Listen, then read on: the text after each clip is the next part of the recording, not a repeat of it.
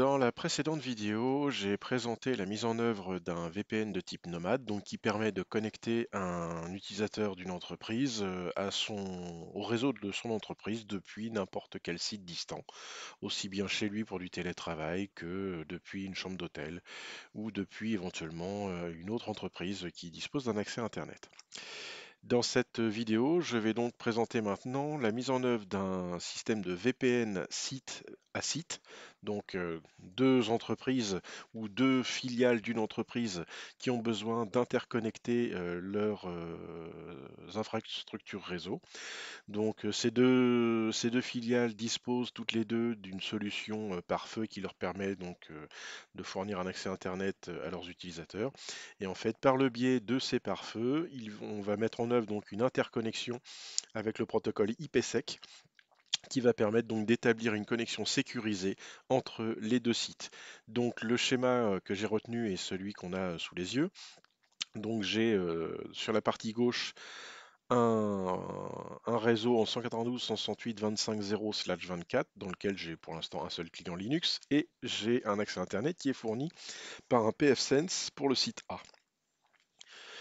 Le pfSense se connecte à Internet et de l'autre côté, donc on a un autre pfSense, pardon, site B, et qui est lui dans le réseau 172.16.00/16 avec un client Windows de ce côté-là. L'objectif final étant de pouvoir connecter le client Linux au client Windows qu'on a de l'autre côté. Donc le client Linux qui se trouve sur une entité à distance, dans une autre entreprise, et le client Windows sur une autre entreprise. Par rapport au VPN Nomade, ici, on n'aura rien à installer sur les clients finaux. Le VPN Nomade, on a vu qu'on était obligé d'installer une petite application, OpenVPN. Ici, l'idée, c'est que ce soit totalement transparent pour les utilisateurs, c'est-à-dire que quand ils sont dans leur entreprise, ils accèdent aussi bien à leur réseau local qu'au réseau distant. Donc ça, c'est pour la mise en œuvre de l'exercice qu'on va mettre en place tout de suite. Donc, je dispose ici donc du Linux sur le site A,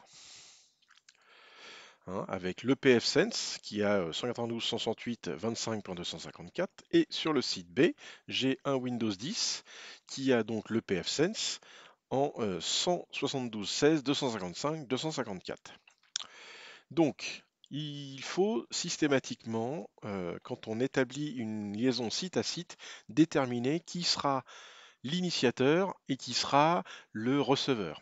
Donc là, je vais dire que le site A est l'initiateur et le site B sera le receveur, sachant que dans les deux cas, on va voir que la configuration en elle-même n'a quasiment pas de différence entre un initiateur et un receveur.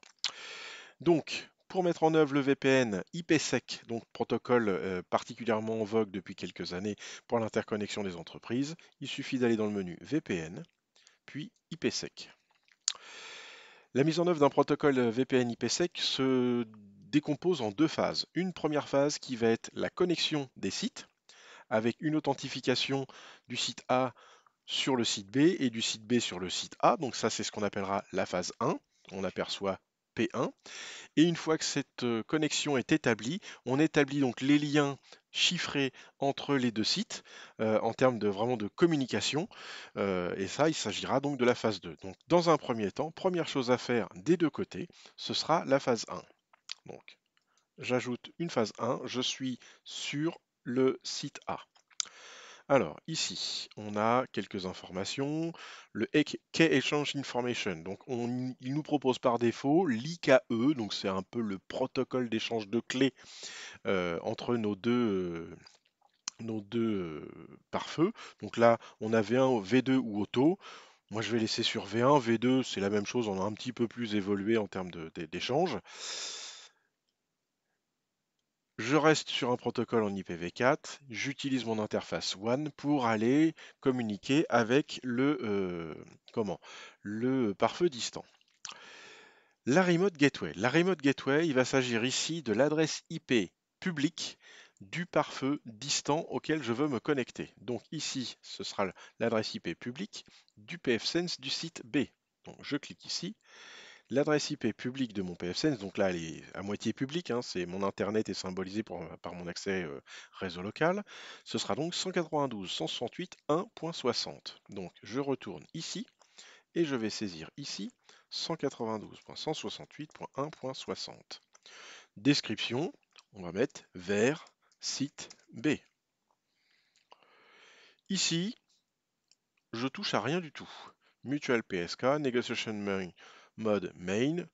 Mon identifiant, c'est mon adresse IP. L'identifiant du site distant, c'est l'adresse IP du site distant. Et ici, très important, on a Preshared Key.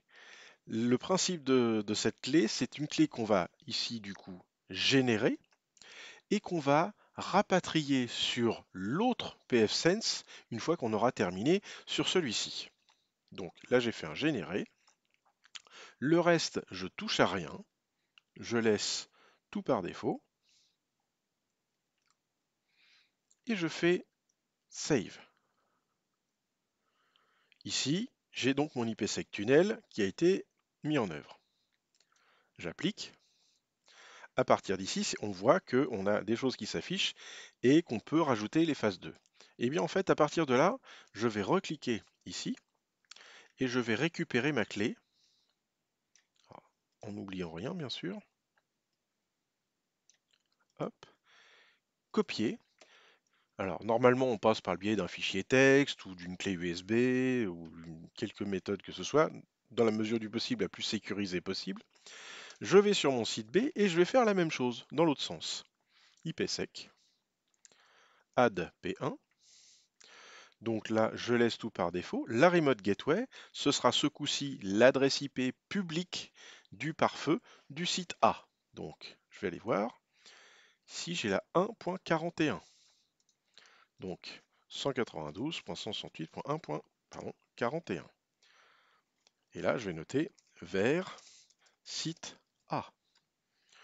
Ici, je touche à rien. Par contre, ici, si le collet veut bien marcher, il ne veut pas. Alors, on va s'arranger autrement. Je devrais y arriver. Voilà. Hop. Toc. Il veut toujours pas. Il m'agace. Alors, on va faire comme ça. Donc, ce que j'ai fait, c'est que j'ai copié sur ma machine physique. Et je vais voir si je peux déplacer. Et décidément, il a vraiment envie de m'embêter. Donc voilà, j'ai copié la clé dans un document texte que j'ai récupéré sur l'autre machine. Et du coup, ici, je fais un copier-coller de ma clé qui doit être absolument rigoureusement identique des deux côtés. C'est ce qui va valider l'authentification entre les deux liens VPN. Pour le reste, comme tout à l'heure, je touche à rien et je fais Save. J'applique les changements. Je vais retourner sur mon premier site. Et ici, je vais retourner donc là et je vais cliquer sur Show Phase 2 Entries.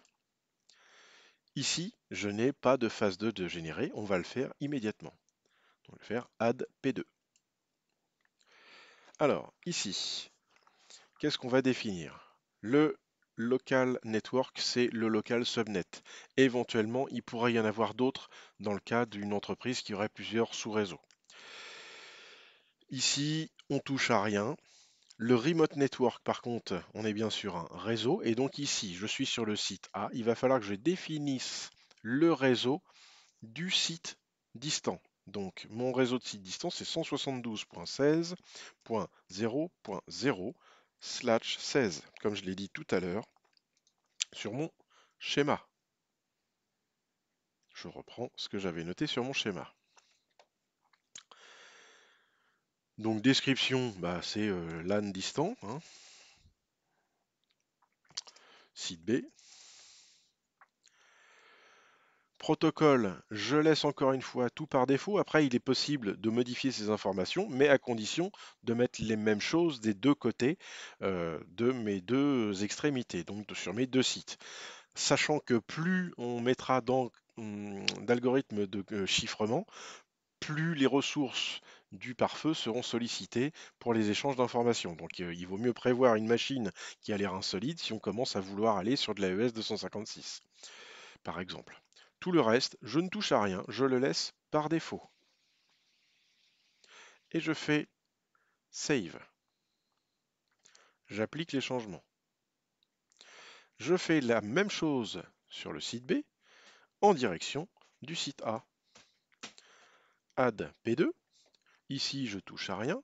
Le remote network, ici, ce sera 192.168.25, oula, 25.0/24.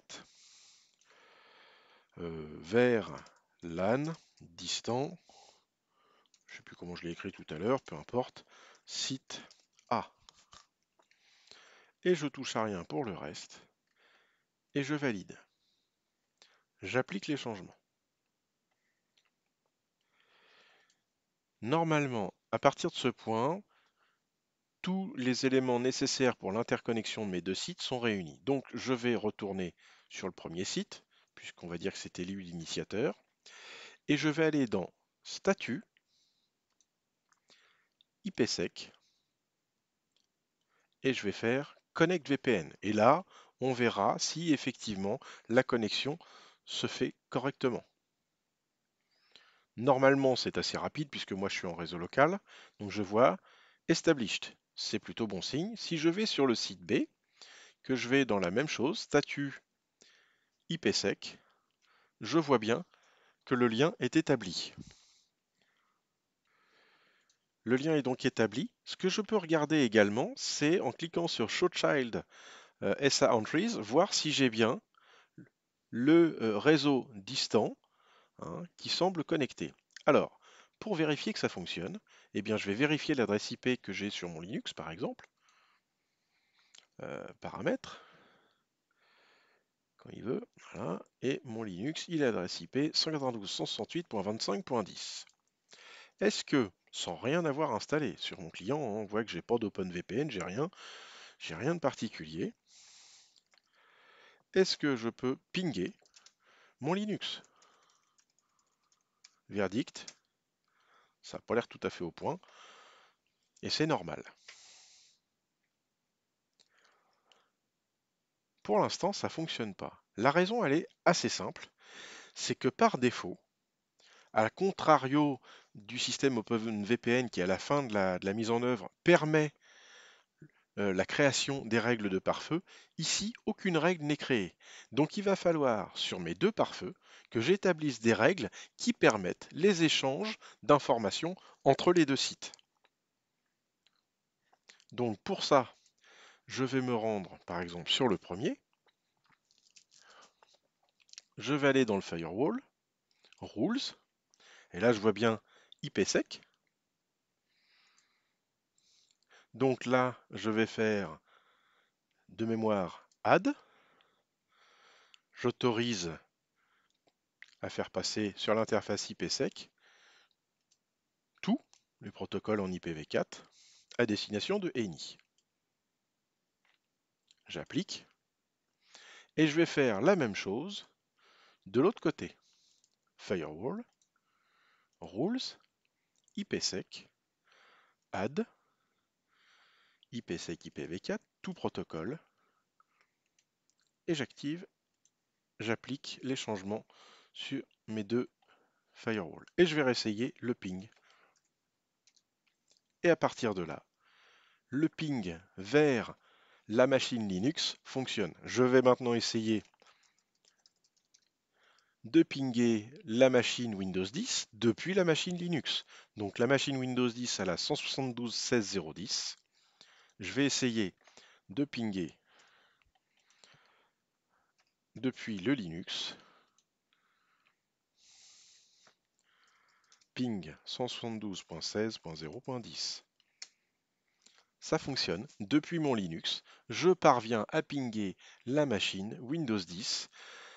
Tout ça en passant par le biais du VPN. Donc l'avantage, c'est qu'ici, si je retourne sur mon client Windows, si je fais un root print, je n'ai aucune information spécifique à destination du 192.168.25.0 dans ma table de routage, puisque tout se fait directement par le biais des deux pfSense. Voilà, c'était la mise en œuvre du protocole de VPN IPsec entre deux pare-feux pfSense.